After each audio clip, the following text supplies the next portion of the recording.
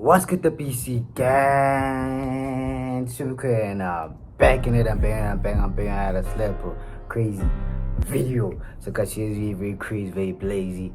As you see a tattoo, as you see a thumbnail, we'll be reacting. I don't want to waste any time, but let's get straight to the video.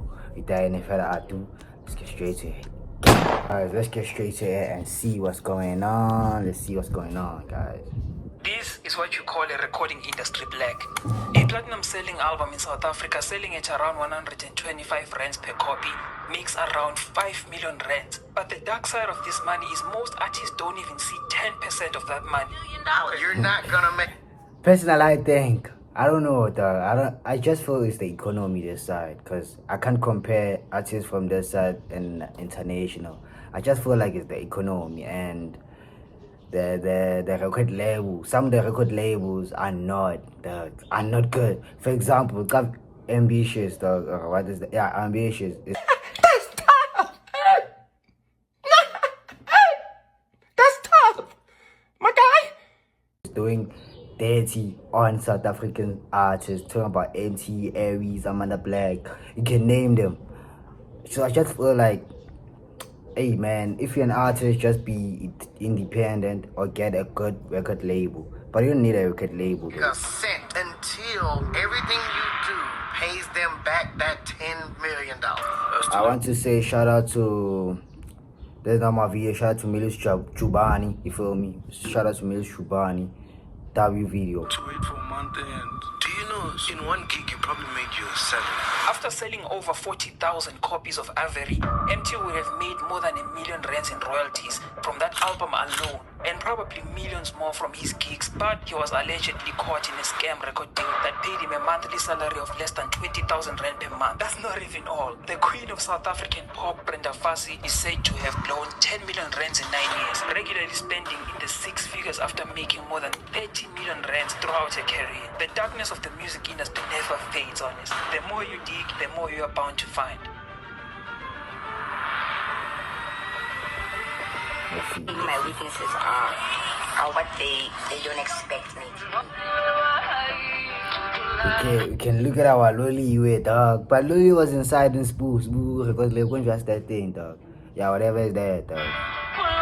She is the one who owes them money. And I must keep the song, so I don't want to be copyrighted, you feel me? Because Milos Chubani is copyrighted. I'm going to avoid that at all costs. When I hear sound of a song, I'm skipping it. To these Titanic stories left me stunned and heartbroken. Even when I move further into my search for the truth and finding alleged information about Mabala noise being used for money laundering in the past by its politician founder, then there's Ambitious Entertainment and their very ambitious endeavors of allegedly scamming their artists into shady deals and award shows shunning Aries after he left Ambitious.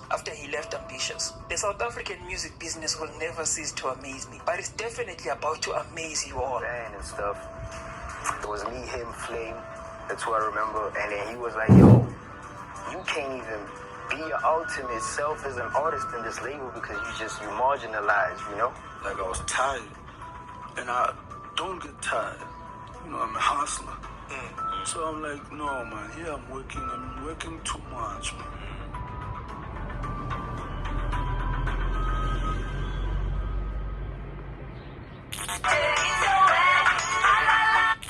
Sorry, If that's you've a never speed, heard these dog. songs before, then you were either born recently or you... But I'm not saying it though. It's a wedding day. It's a wedding day. It's a wedding day. Bye, I shut down. You gonna embarrass me in front of my people on here? Never grew up in Southern Africa in the 2000s and early 2010s. Everyone beat the heck out of Brenda Fassie's songs for decades. Because even when... That's it. That is not even how I sing, dog. I don't want to be serious when I sing, dog. Because, I might make billion views if I sing. So I'm not going to sing. I'm going to just keep it on the low for now, dog. I was a kid, I would hear a few of her songs all the time. When Americans had Michael Jackson, I basically had Brenda Fassie. So it didn't really come as a shock or as a surprise when I found out that during the span of her career, she made more than 30 million rands, which is unbelievable even by today's standards. When you check the best-selling albums country by country, you'll realize that Brenda Fassie's album Memeza sold 700,000 copies. Considering that you need to sell only 40,000 copies to be certified platinum, then it's safe to say she was getting diamond after diamond certification.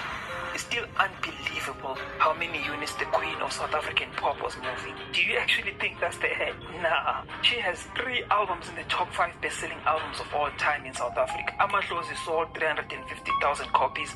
Noma Kanjani sold 350,000 copies. Noma Kanjani gives me such strong childhood memories. You're not bullying the land. It's a Shapila 100,000 within 2 weeks of release. And the kind we shall never witness again.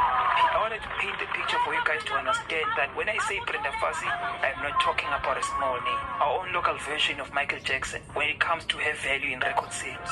I'm actually shocked why she never made as much as 50 million rands in her career. But because of the toxicity of the music industry and bad influences, she allegedly blew all the money she made and didn't make as much as she could have made. According to a former producer, she went on to blow 10 million rands in 9 years, as I said before, but this happened between July 1995 and February 2004. As an example of how rich she was, on one of her payments she was given 719,000 rands. Silo Chico Twala, her producer during the most successful period of her career, said he believed Brenda could have made well over 30 million rands in her 21-year career, which I strongly agree with. I believe she would have made around the regions of 50 to 100 million rands. However, when she passed away, donations had to be sought out to cover her medical bills and funeral costs, suggesting she passed away broke, sadly. Funds were raised in the form of a prayer line which turned into a condolences line. The life of Brenda has a lesson to teach people about the forces behind fame and publicity, and how once these musicians succeed, they never wanted to be told no. Michael Jackson's brother Jermaine once said that they would spend very little time with Michael Jackson. They wouldn't even see him at some point in time because he would surround himself with people that always said yes to him, or he loved being around yes men. He didn't want to be told no or be corrected, which I think we don't care about Michael Jackson. Zahara had a 50-50 royalties from 500,000 copies selling at 100 rand per album. That would mean she would... How much is that, dog? How much is that? They've made 25 million rands from that album alone. Are you telling me she blew 25 million rands? Because that would be wild. If it's true, then this is yet another sign why artists need people around them who are willing to tell them no or give them sound advice. We hear allegations about how these businessmen behind these record labels tend to get these artists into some really dodgy record deals and scam them of what they actually deserve. As much as DJ Spoo might also be right in this Zahara saga, just don't outright disregard any statements that Zahara also says. She's a human as well, and she must also be heard. Just remember, we like you. You come to the office 9 to 5, right? You make millions for the company, but you walk away end of the month with 10,000. Whilst you were working the whole month and you made millions and millions for the company, but you walk away end of the month with 10,000. So it's like with us as artists, it's not like what you see, what you think you see. It's not what you see because you see it on TV. Yeah. That's tough, my dog. That's tough, my guy. Nah. Our music business has a very strong trace of malice and shady business deals, so people need to move with caution.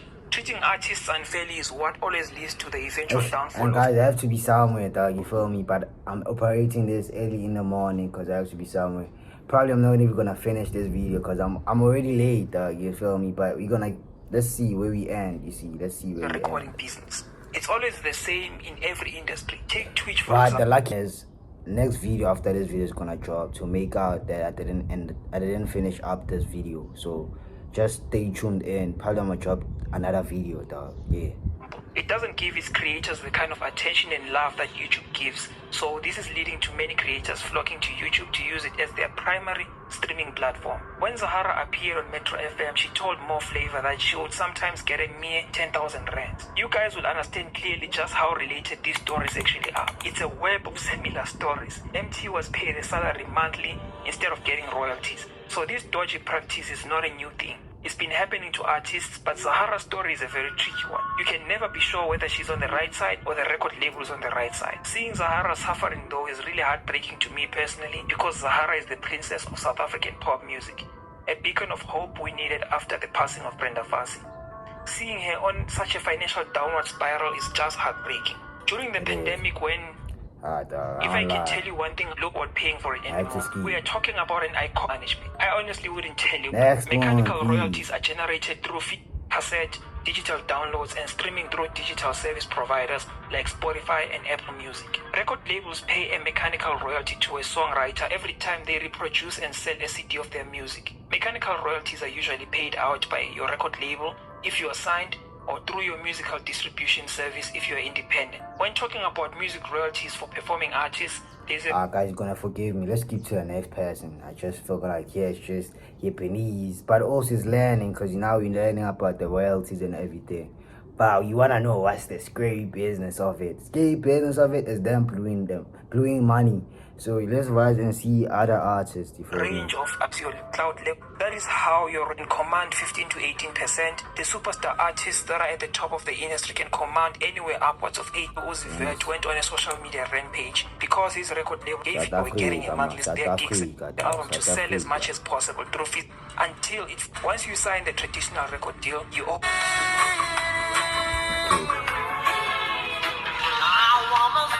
Yo, I I'm found myself listening to copyright. his music this morning before writing this script right here. I was always afraid of his music because it was very difficult in royalties is by going on gigs, bookings, and going on tours. You get some artists like Taylor Swift, U2, Elton John, Michael Jackson who throw massive stadium concerts and make way more money than what record labels make from selling their albums and singles. More of the public know that 90% of artists don't make that much from their music. You get unicorns like Taylor Swift, Adele, who make a lot of money from their albums because of the massive clout they have and the bargaining What power are you that talking they about have. right now, dog? Are you talking about South Africa or USA, dog?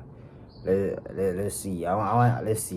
There is an album and other independent names like Aries and Shane Eagle. So yes, the South African music industry might be dark and twisted, but it has a big, beautiful side as well for an artist that manages to build a loyal fan base. But we haven't reached the truly dark parts yet. Let's dig a little bit deeper into That's this what I game. want. Being a kid from Matatiele and growing up in the streets of Berea, I don't blame MT for his decision because desperation always puts us at a disadvantage when it comes to the business of negotiations. Allegedly, the CEO of Ambitious knew he had leverage over MT because he knew MT's situation. Having a baby on the way, even I would have made the same decision that MT made, even if I had financial education and knowledge about music royalties. At times, family has to come first. No matter what Instagram tells you, you can't always put yourself first and you can't always be selfish. That's the modern day American culture messing with African family values. The musicians here in South Africa are supposed to get at least 20% in royalties from their music, while record labels tax around 80%. But you will rarely see that happen. This is why people must respect DJ Maphorisa for what he has built during the Amapiano era. From the outside looking in, it seems like he pays his major artists very well. The alleged tales of Ambitious are never ending. They are the most controversial record label in South Africa. A day rarely passes without Ambitious Twitter account dishing out some underhanded replies and also some comments about Ambitious at this point must be closed, dog. I won't lie. It's hurting our brothers and fellow sisters, dog. even considering the fact that the public sees them as a shell of their former self. Ambitious are a lesson on how to build an empire loved by a nation and destroy it faster than you built it. How did this inspirational Titanic business story get to this point? Before Ambitious Entertainment, the music industry here in South Africa was mostly spearheaded by the world's big three, Warner, Sony, and Universal. No one ever thought there would be a possibility of seeing local record labels taking a share of the revenue in the South African music business. Ambitious came to my attention when Benchmark released the song Bonang. Hey Bonang! Skip. Those Hey, DSTV dog. channels because you can't go from a hit song or a talented popular artist and then play some Copyright. boring unknown song. That really kills the vibe. After Benchmark took off, I believe the next artist I saw was MT when his song Roll Up started making waves. And when I say waves, I mean waves. Copyright. To look up to. According to MT and other sources, Ambitious would then go on to make millions off Roll Up and Avery since they allegedly took 100% of everything MT put out there and paid him a salary of less than 20,000 rand. Ambitious seemed to then adopt this business model when they tried it with Aries, but Reese decided to think about the offer and took the most dangerous decision of his life, dropping the Titanic Ambitious deal, which led to them getting angry because if you have followed the history of Ambitious, their breakups are never clean. They cannot stop. Copyright. Gigantic names like Benchmark, Aries, Black Diamond, Miss Pro, Cooper, Java, Saudi, Pretty Ugly, MT, Amanda Black. You won't find a better lineup than that. You, nah, ambitious, dog. Nah. Oh, nah, that's I crazy. can promise you that, bro. Ambitious literally took over the South African music scene to a point that good music was associated with this record label. I loved everything released by Ambitious. And the proof of that fact is that And Black Diamond, YouTube channel was the fastest growing in the country at one point. But those alleged shady deals and contracts came to hit them so hard that everyone who knows these allegations really hates Ambitious. According to the artists, they literally confiscated all the awards won by artists like MT and Amanda Black. The only thing that has kept them afloat after their golden era is because their golden touch in pushing artists and knowing what the South African audience wants to hear. Big Zulu even adopted this style and it's been making him explode. Even Master KG does the same thing. The one thing we can be grateful to Ambitious for, they gave the South African music industry back to our local artists and record labels. During the era of Ambitious dominance, there was also another story happening at the same time. Mabala Noise was on the rise in Durban and they wanted to completely destroy Ambitious. Mabala Noise strategy was completely different from the one used by Ambitious. While Ambitious was remarkably... It's all about ambitions. Fuck Ambitious, dog. Fuck Ambitious. But if you're to the end, man, much love y'all guys, you feel me? Thank y'all that y'all guys been tapped in. I mean, it's not too much. You can view it like it's not too much. But a nigga that had zero and had no connection and had to build this brick by brick, day by day, it really means something to me, dog. Even 10 views is something to me, dog. Even 1 subscriber is something to me. And basically, I'm just doing this for the fun of it. But I love y'all and thank y'all for tuning in. I'ma see y'all. Have to say bye-bye, yo. Bye-bye, yo.